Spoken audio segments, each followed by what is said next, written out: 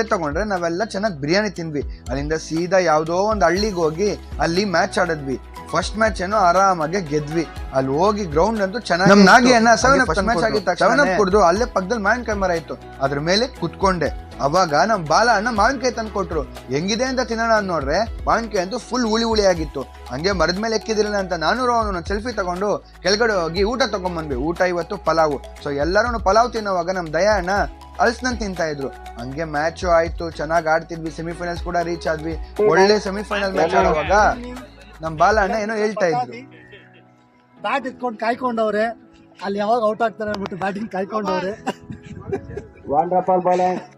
Match ಎಲ್ಲ ಮುಗೀತು, ನಾವ್ ವಿನ್ನರ್ಸ್ ಕೂಡ ಆದ್ವಿ. ನಾವ್ ವಿನ್ನರ್ಸ್ ಆಗಿದ್ದಕ್ಕೆ ಅಲ್ಲೇ ಯಾರೋ ಒಂದು ಸ್ವೀಟ್ ತಂದು ಕೊಟ್ರು. ಆ ಮೈಸೂರು ಪಾಕ್ ನ ಚೆನ್ನಾಗಿ ತಿನ್ನೋ ಅಷ್ಟರಲ್ಲಿ ಟ್ರೋಫಿ ಕೂಡ ಕೊಟ್ಟಿದ್ರು. ಸೊ ಟ್ರೋಫಿನ ಫೋಟೋ ಇಟ್ಕೊಂತ ಇದ್ರು.